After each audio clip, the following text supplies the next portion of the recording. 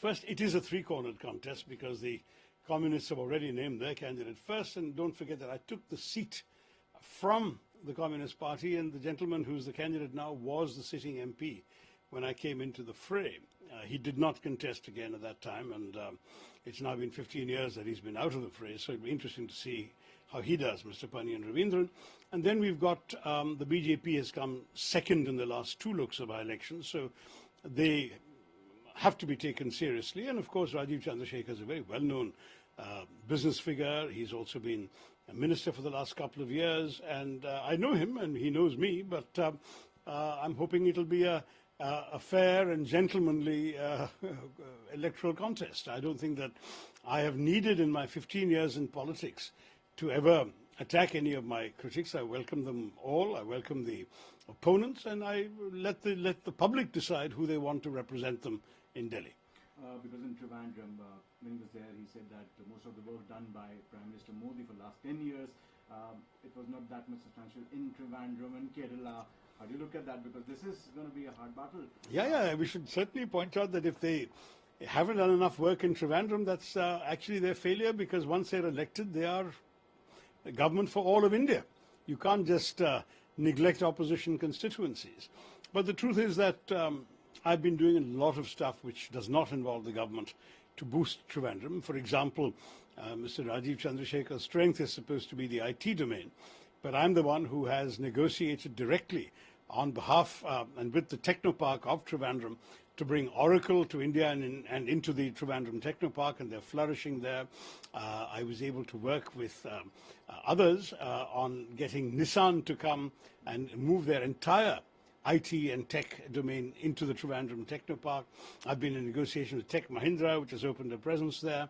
So I've been working with the tech sector as well, and it's not that these things haven't happened merely because I'm not in government. The fact is that what you can't do by not being in government is what the government can do. But even there, I had already succeeded while we were still in power in bringing a long blocked National Highway bypass road from Trivandrum to the Tamil Nadu border, which had been stuck for 40 years, and I got all the log jams removed, followed it right through, got the checks changing hands and the project starting before the 2014 elections. And that was essential, I thought, because once the project is starting, you can't do anything to it. But I will say that after 2014, I had the excellent cooperation of Minister Gadkari to ensure that the project has moved forward very, very smoothly and effectively. But I've had to follow through at every stage, which is to go regularly to inspect the work, hear community objections, because very often problems arise when you're actually constructing a new road. When people on either side of it suddenly say, you know, our kids no longer have access to their school, we need a foot-over bridge or we need an underpass or whatever. There were literally 100 such incidents and occasions where I went, I dragged National Highway officials there, I got the things cleared and changed. So these are the kinds of things MP has to do retail that doesn't matter whether Mr. Modi is sitting in Delhi or not.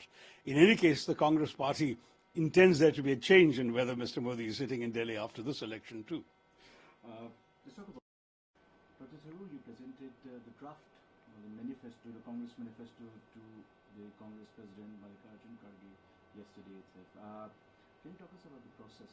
Yeah, that's all I can talk about is the process, because honestly the substance we can't talk about for the simple reason that the manifesto that we presented to Mr. Kharge, after very many serious and intense meetings, including 2 full sessions of over 4 hours each in the last couple of days, that manifesto has still to be submitted to the Congress Working Committee.